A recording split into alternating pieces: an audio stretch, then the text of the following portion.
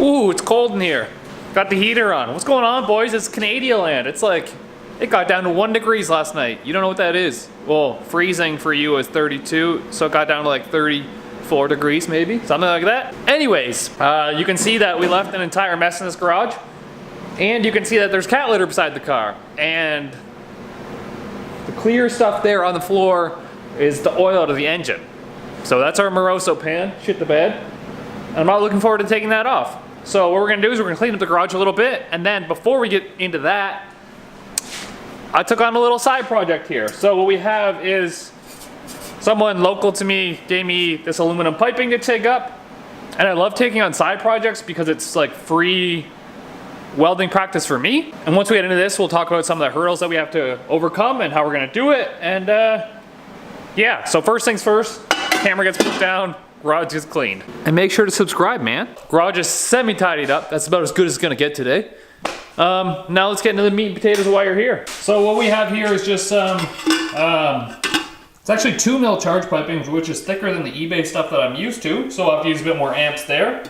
But it's been tacked with a spool gun, as you can see. So what I think I'm gonna do is I'm gonna make my own tacks and then try and grind these out. See, the problem with a spool gun is you can't get heat into the metal before it starts feeding the wire. So if you watch me TIG weld, what I'll actually do is I won't use any filler at all, and I'm just using the torch until the metal gets hot enough to add filler. So you kind of miss that period with a spool gun, and you end up with big bumps, like on this one.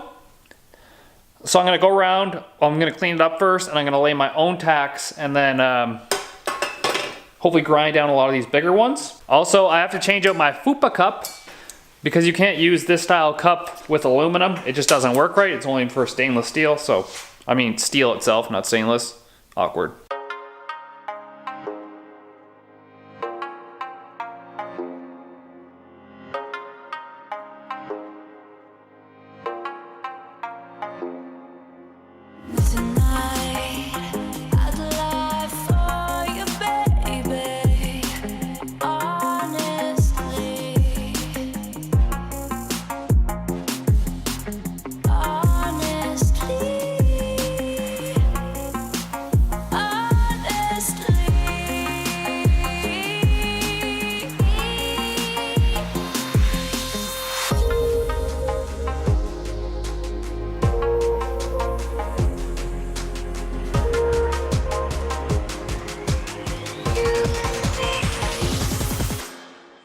Alright, so what we tried to do was we tried to grind out as much as a spool gun weld as we could. Meanwhile, I tacked it where I needed to tack it so I could hopefully grind out all the other ones and leave all the metal still. So I only ground down to the metal. This one probably could use a little bit more cleaning up. And hopefully we didn't contaminate too much. We're gonna go over this with acetone real good and see if we can make it come out a little bit better here.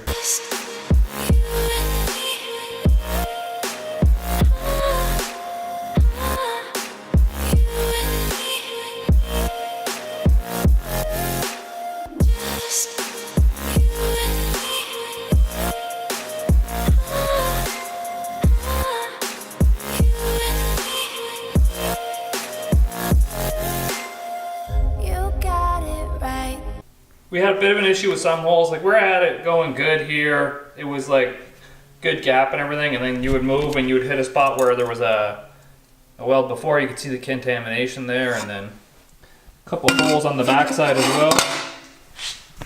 So I mean, it's not perfect by any means because I had to fill some holes a little bit, but what can you do sometimes?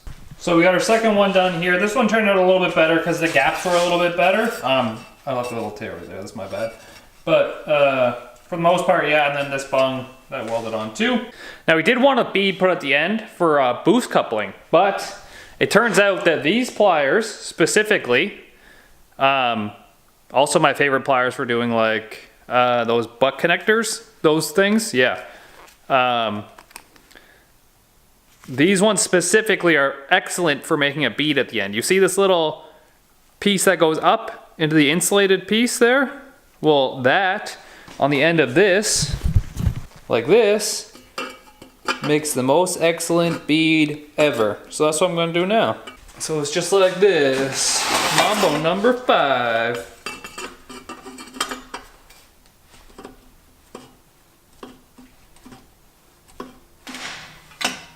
See? Makes a perfect bump at the end.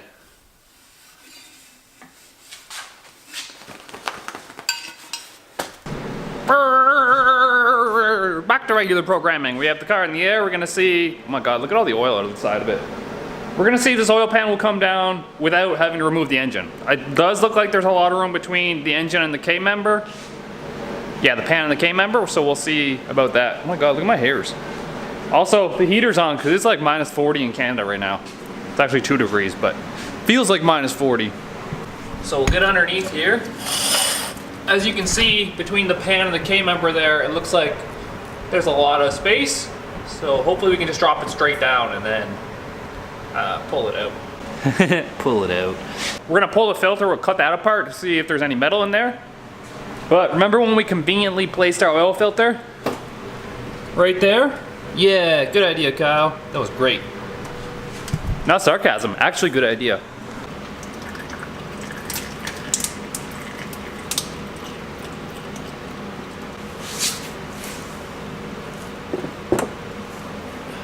All right, oil's being drained. I did notice when I was pulling off the filter that we do have a little tiny pinhole right here in our charge piping, so we're gonna have to take that off and fill that also. We should have oil filter cutter. Yeah. So this thing actually came from Charlie Eden, the original fuckboy. So shout out to Charlie Eden for that one. This thing makes it so easy. If you're gonna be cutting a lot of oil filters, I recommend one of these things. We got it because we like to do a lot of stock engine deals, even for a built engine, I guess. But like, when you don't know the limits of something and you're kind of pushing it, oh, it's great to have something like this.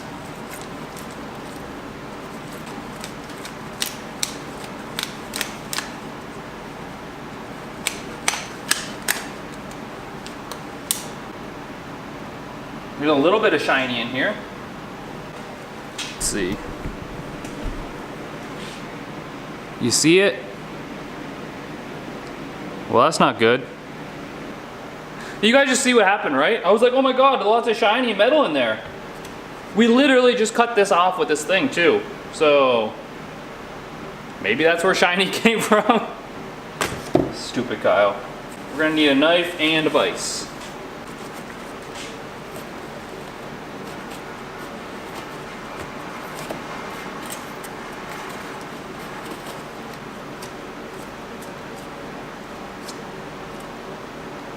And then you're supposed to squeeze the oil out of it.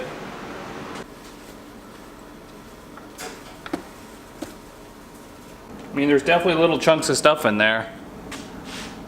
But that was nothing new for this engine. So what I think we gotta do is over the winter here, we'll build a second engine. Maybe not as crazy as this one. Like, we'll just do a stock bottom end, we'll replace the cam bearings, put a cam in it, and then we'll use a lot of the stuff from this one and the other one. So we did end up getting it off here. I had to take off the steering rack. I had to pull that forward. We had to pull our steering rack forward off the mounts there. And then we had to pull off our crossover pipe as well, because that's at a little bit lower than our flex plate. I haven't looked up under here with no pan yet, so this will be the first time with us.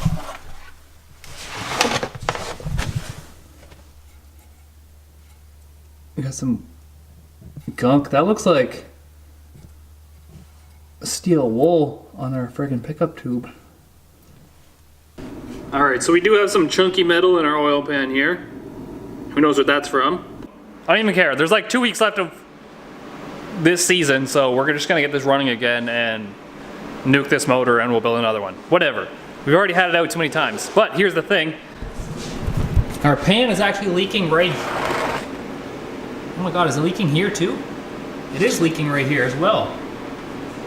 But our main leak was right here on this corner. So I think what we're gonna do is we're gonna clean this off and we're gonna throw some welds on this because that's not acceptable. Brutal, you can actually see the hole right here. You see that hole? Maybe we can see some daylight in the pan. What if I put my phone behind it? Now can you see the hole?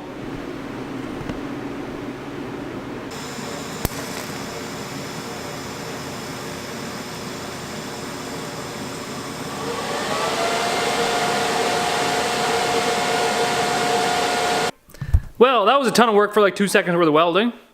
Gotta pull the pan off, clean it up, prep it, weld it for like 2 seconds of welding. Sad. It's like putting in like 20 minutes of foreplay to only last 1 minute.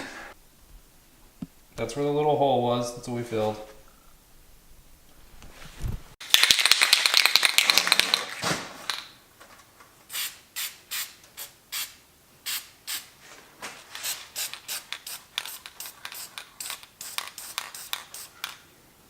Probably shouldn't have painted that though.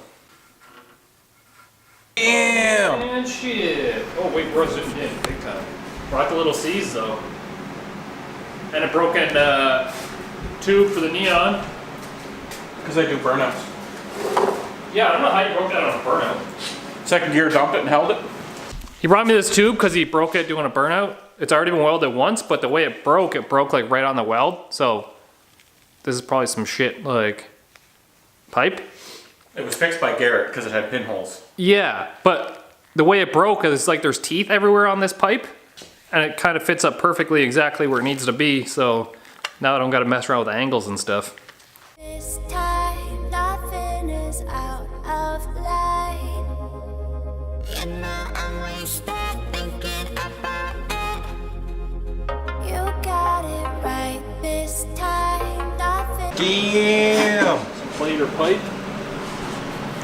Wanna grab my pipe? or pipe? My tits, my ass, and my jungle bridge.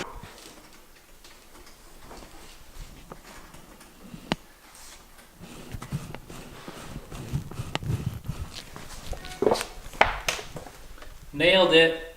Should be all done under here now. It's all back together. Shouldn't be leaking oil, which I thought was going to take a lot more. Well, you got some pizza, welded some pipe, Yeah, but I thought we were going to have to pull the motor, get the oil pan off, so but you touched my pipe. I did. It's not even hot anymore. No, it's not. Little C's is not even hot anymore though. Look at this. Canada land. We got frost. The irony of this song coming on, colder weather. -1 degrees Celsius. What the heck? I'm so cold in Canada right now. Somebody save me. Well, we're back in here again. Oh wait, don't look over there. That's not supposed to be. That's another video. You'll see after. But more importantly, we got a new tool today that's really going to benefit us. So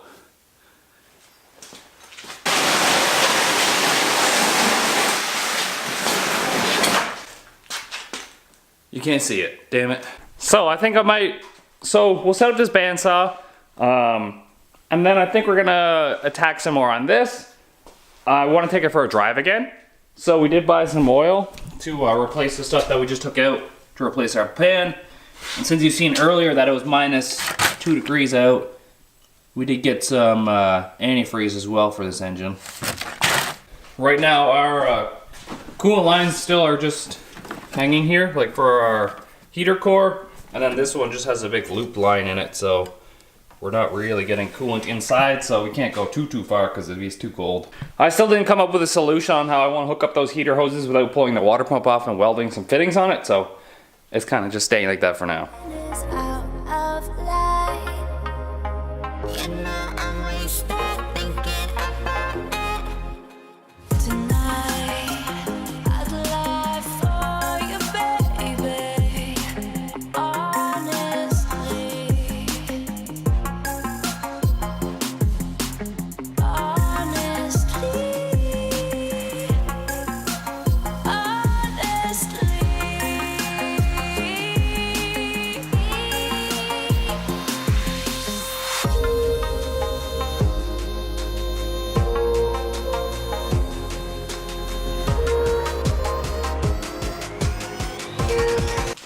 Okay, I guess we got to the point now where we have it set up, but The real test is going to be, does it cut well? So I have to read the instructions to see how we set this up. Now I have it on a really slow speed, so we'll have to try steel first, because the slower speed is going, or I mean the faster speed is for aluminum, and then the slower speed is going to be for steel, which is going to be changed in here with the 3 pulleys. That's probably a bit loose, but we'll give it a shot anyways to see what happens. I know this is steel.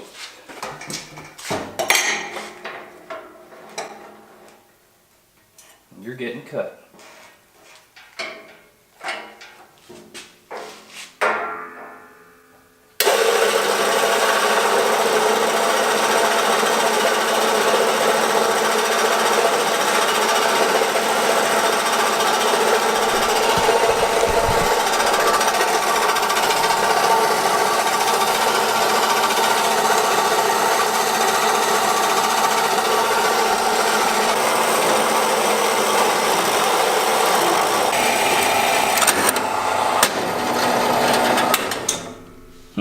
Well, that didn't work out as planned, because now it's stuck.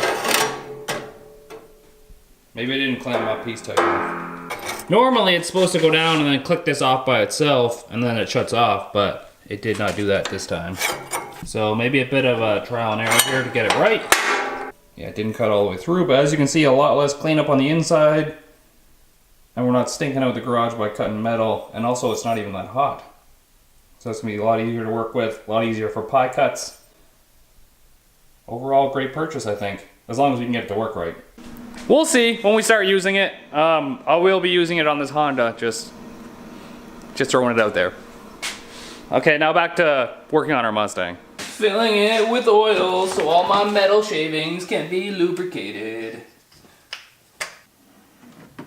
I should also put an oil filter in this because I did not put an oil filter in this yet.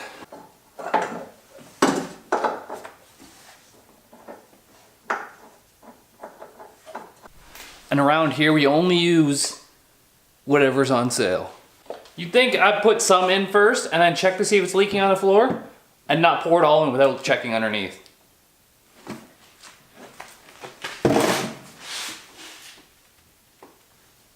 It's not leaking.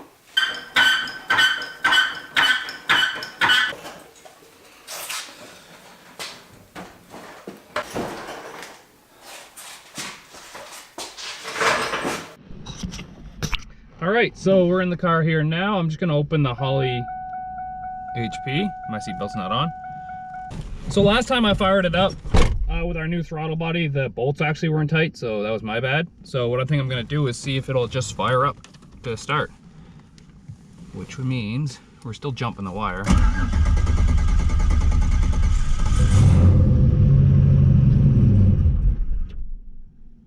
And it doesn't stay idling.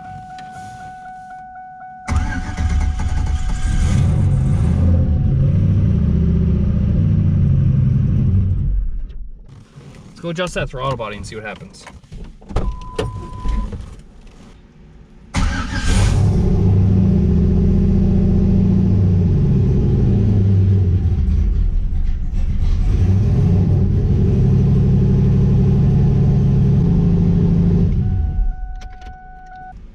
We'll do a TPS auto set since I messed with the throttle position there.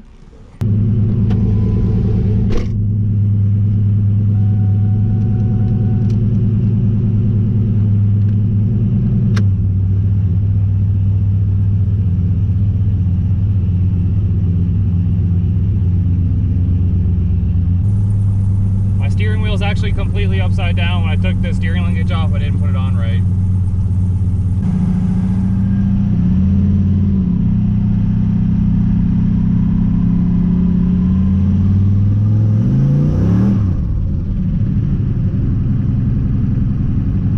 We just did a one-wheel peel! I wonder how many boosts we hit though.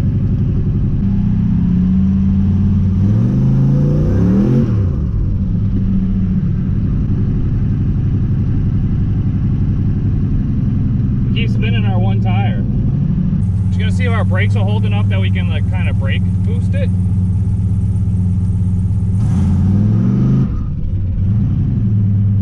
No, it wants to spin the tires. 4,700 RPMs. Okay, we hit 4,700 RPMs at 3.1 pounds of boost. We've got good fuel pressure. Our air fuel was 11.8, which is perfect.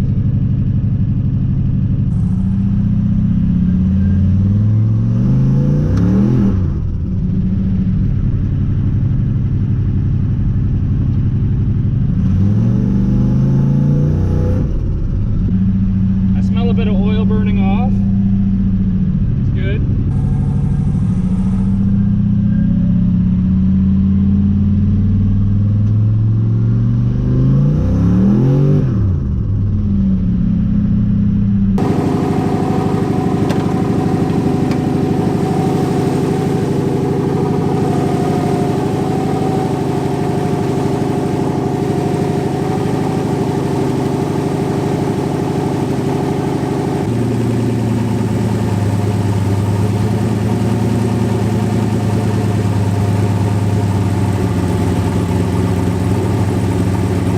So a couple things worth noting here. It feels like we might have a boost leak somewhere, either in the exhaust side or the turbo side. It doesn't light up as fast as it used to, which is probably a problem. Other than that, no, it's not on fire, which is good, which is really good actually. But no heat, so it's super cold out. So I'm gonna clean up where we had it and then put it back in the garage. I didn't check to see if there's any leaks yet either. Little leak back there of something.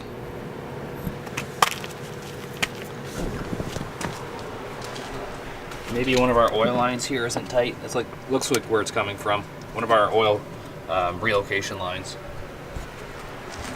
See what our laptop has to say about all of this. You can see the points where we spike the throttle here. Right here is probably the biggest one. I believe this was in second gear, so we got up to 3,200 RPM, 45 PSI of fuel pressure, 2.5 pounds of boost. Our boost line is which one?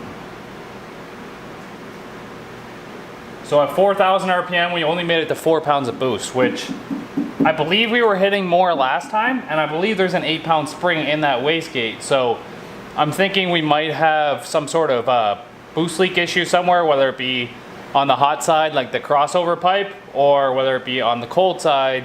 Oh, you know what it might actually be? No, that wouldn't work that way. Maybe? I don't have my blow-off valve hooked up. It's just open right now, so it might be pushing that open. Yeah, so first gear we were just blowing off the tire. I say tire because it was just one tire. That far one, you can tell because it's way worn down than the other one. And if you look in the rearview mirror after you do a pull, you see that there's just one black mark on the road. We didn't take it out to get it up to like too much speed. I just didn't want to go too far away from the house.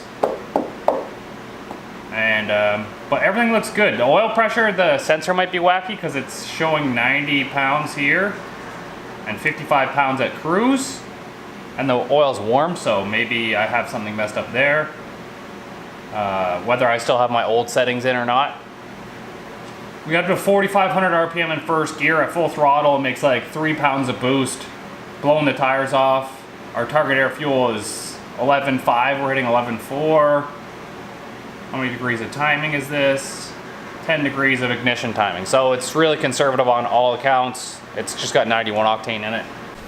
So now being in Canada, I thought we had a bit more time before winter. Turns out we probably don't. Well, it's weird because it'd be like a week of cold, a week of warm, week of cold, week of warm, and for like that's our fall. But you never know when the snow is gonna hit. So, I mean, the next thing we should do is probably get a boost leak tester on this thing and a smoke detector to see if we have any leaks in the exhaust side. And we need to wire up our fan relay and our starter button, and we should be able to drive it around. Like I just drove it, it was fine. There was no heat, so it was a bit cold, but everything seemed fine on the Holly side. The engine might be damaged, who knows? It still drives pretty smooth. And trans seems like it's working perfect, so that's my quick little video today. We fixed our oil pan, we fixed our leak. That took a lot of time. And next video out should actually be on that Honda over there. You'll see what we got ourselves into, I guess. So make sure to hit that subscribe button. Peace easy, get that V.